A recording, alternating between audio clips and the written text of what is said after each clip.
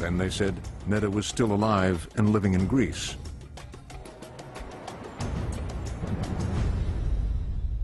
In this report, we are trying to study Neda Agda Sultan's death from a different angle. In this state television documentary, witnesses were identified and marched back to the scene of the murder. Here, Neda's music teacher was made to conform his story to the official version.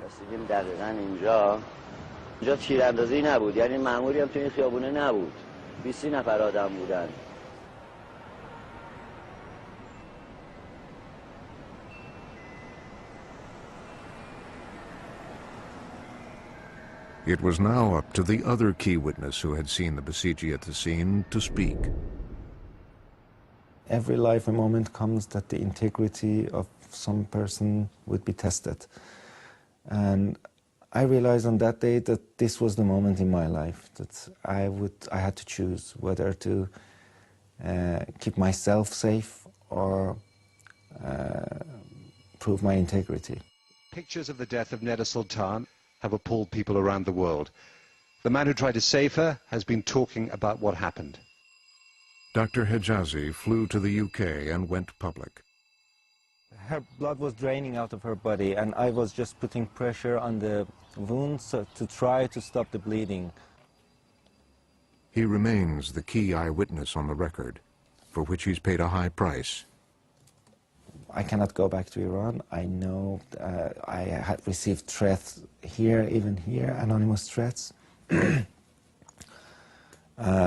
which concern me a little bit about my personal security and safety. And that's just because I talked. I never knew. I've worked in literature all my life, and I always talked about and preached about the power of words. But I never realized how powerful words can be. Since the summer, Iran's authorities have restored an appearance of normality with the strictest controls.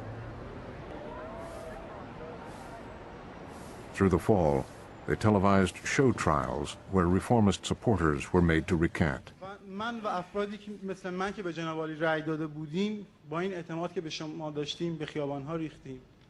نظم و امنیت عمومی رو مختل کردیم. باعث رنجش خاطر رهبر عزیزمون شدیم.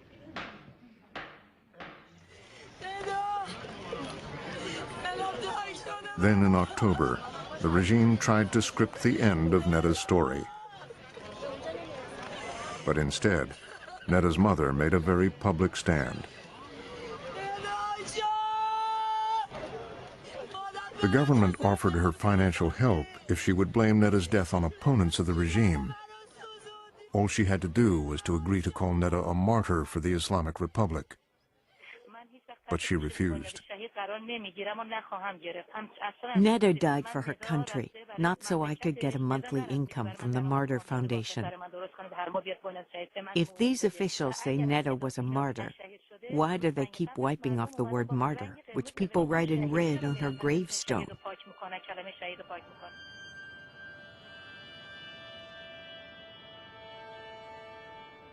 Like others in this film, Delbar Tavakoli now lives in exile. She landed in Turkey, the place where Neda and boyfriend Caspian Makan had met for the first time.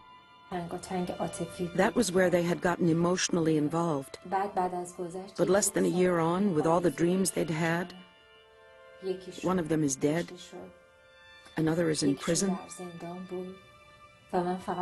and I'm here for my part in trying to get the real story out.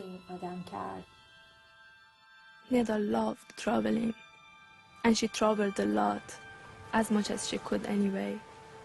But most of all, she loved Turkey. She loved Istanbul, and she wanted to leave there at some point. Neda always said she would leave Iran if she had only one day left of her life. Caspian was kept in Evin prison for 65 days, then put under house arrest through the fall, until just recently, when he escaped and fled over the Turkish border. He spoke to us from hiding.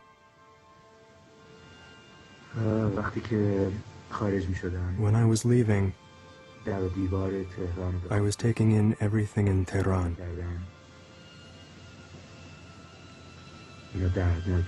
It was full of people who were so weighed down. It was hard to leave the place where I have lived all my life. I am 38 years old. I love Iran. I always will love Iran. It was worse because I was about to leave Neda's resting place.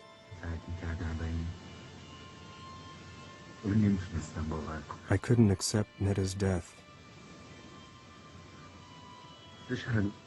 I can't accept it now. I'm waiting until I see her again.